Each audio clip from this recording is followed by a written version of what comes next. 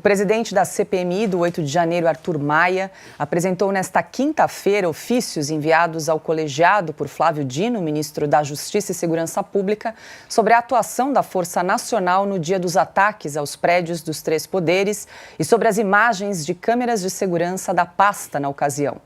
O ofício informa que o contrato da empresa responsável pelas câmeras de segurança, abre aspas, estabelece que as imagens devem ser armazenadas por 30 dias.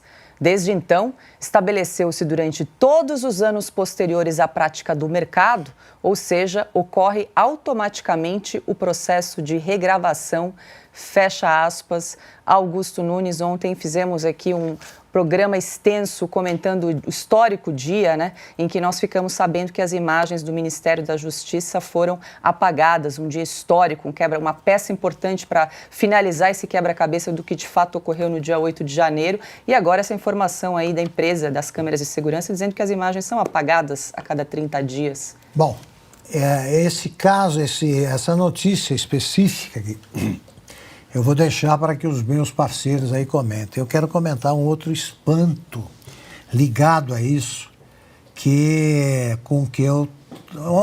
escândalo em que eu tropecei hoje, na hora que eu vi as edições impressas dos jornais da imprensa velha, né? É uma coisa fabulosa. Nem o Estadão, nem a Folha reservaram uma única palavra, reservaram um único centímetro para noticiar essa história do Flávio Dino ter apagado as filmagens, as cenas, as imagens que deveriam estar armazenadas, é claro que sim, e que estavam e que foram espertamente suprimidas. O Estadão soltou uma notícia num espaço secundário aí da edição digital. A Folha nem isso. Não existiu para os dois jornais esse escandaloso comportamento do ministro da Justiça. Não existiu. Quem quiser saber daqui a muitos anos o que aconteceu nestes tempos estranhos, não se consultar um desses jornais, a coleção de um desses outrora grandes jornais, não encontrará o registro do ministro Flávio Dino dizendo que é normal. Ele mandou só as imagens de duas, registradas por duas câmeras, e faltaram outras 20 e tantas, 29, uma coisa dessa. Não, nem isso, porque é indefensável, claro.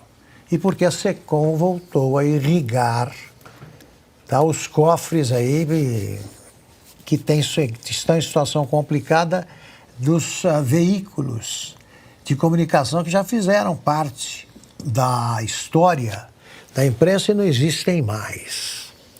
Ninguém escapa do preço a ser pago por esse tipo de comportamento que, repito, se estivesse aí o PROCON, Defende o Consumidor, eu fui o primeiro jornalista a ser convidado para o cargo de ombudsman.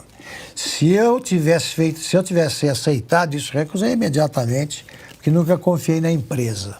Se eu estivesse no cargo, eu hoje estaria sugerindo que fosse devolvido o dinheiro a quem comprou em banca e que fosse feita uma edição especial para os assinantes, porque esse jornal tem um defeito. O que foi entregue ou o que foi para as bancas, esse aí tem defeito de fabricação grave. É um produto destruído, invalidado pela mentira, pela falsidade. Esconderam isso. Mas eu dizia que paga-se um preço por isso. Vamos lá.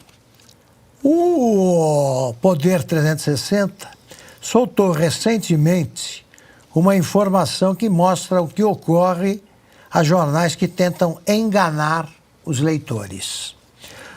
O Globo e o Valor, houve uma queda expressiva de 2017 para cá na edição impressa e começou a despencar a edição digital.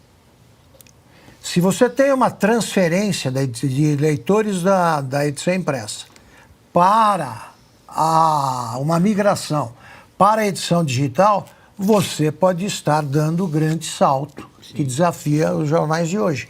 Caso do New York Times. Tem leitores, o número de leitores cresceu. Na soma, isso aqui está caindo. Na soma, eu vou dar alguns números, só que vale a pena registrar, porque os jornais esconderam isso, como escondem tudo o que interessa manter oculto, que é o caso do escândalo protagonizado pelo Flávio Dino. O Globo e o Valor Econômico caíram 7,6% e 6%. Aí eu vou dar aqui a soma. Evolução da circulação digital. A Folha caiu 0,6% na digital. O Globo, 7,6%. O Estadão, 0,7% na digital. Impresso. Vamos lá. O Estadão cresceu, 0,7%. Está aqui. Vou pegar os números que vale a pena. O Estadão, entre 2017 e 2023, junho de 2023, aconteceu o seguinte. Tinha 114 mil e poucos. Hoje tem 58 mil. 58 mil. Era no impresso. Era tiragem de jornal do interior quando eu dirigi o Estadão em 1990. O Globo de 130 mil caiu para 56 mil e a Folha de 121 mil para 44 mil no impresso.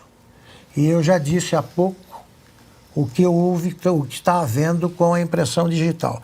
Portanto, a agonia começou, os jornais demoram para morrer, de fato, para desaparecer definitivamente algum tempo. Neste caso, o desaparecimento vai se dar em poucos anos e todos são vítimas da safadeza que orienta a pauta de todos eles. Nenhum noticia o que acontece, o acontecimento que pode prejudicar o governo Lula ou pode incomodar o Supremo ou pode resultar na diminuição da verba que eles recebem do governo. Essa verba não vai conseguir sustentar essa queda e eles estão administrando a própria morte com disfarçatez. O leitor pune o mentiroso e eles estão sendo vítimas dessa inocência. Eles acham que é possível tratar os leitores como um bando de idiotas. Era isso que eu queria comentar. Ana? Eu queria pegar esse gancho do Augusto, porque de manhã, quando eu sento aqui, começo a fazer as minhas anotações para a nossa resenha diária. Augusto, eu anotei exatamente isso aqui, manchetes, jornais manhã, porque curiosamente, Augusto, hoje de manhã a minha televisão estava ligada num desses jornais que passam de manhã no Brasil, numa emissora que nós conhecemos bastante, e não foi só a Folha e o Estado de São Paulo, não, Augusto. Sabe quando o apresentador ele dá uma geral em todas as manchetes de todos os grandes jornais do Brasil? Agora em Pernambuco, o Diário de Pernambuco, em Minas Gerais, o Estado de Minas, um en passant geral pelo Brasil, nenhum jornal estampava a manchete das imagens do 8 de janeiro apagadas do sistema. Nenhum jornal, Augusto. Não foi só a Folha e o Estado. Curiosamente, hoje de manhã, eu vi o apresentador explicando todas as manchetes de norte a sul do país. Nenhuma falava do dia da infâmia do histórico 30 de agosto de 2023, quando um ministro da Justiça tem a cara de pau de olhar na cara do cidadão brasileiro e dizer que as imagens do pior dia da República nos últimos anos, elas foram apagadas. Bom, eu também vou pegar uma carona no que disse o Augusto, né? Augusto, você elencou aí alguns veículos que estão em queda na audiência, na tiragem. Nós aqui da Revista Oeste não estamos em queda, nós estamos em ascensão. Aí eu preciso completar, né? Nós estamos certíssimos quando recomendamos a vocês que assinem a Oeste para saber o que se passa. Para saber o que se passa. Imaginem se vocês só acompanhassem, que televisão foi a mesma coisa. Essas emissoras de rádio, que até recentemente aí noticiavam isso também, passaram ao largo ou douraram a pílula.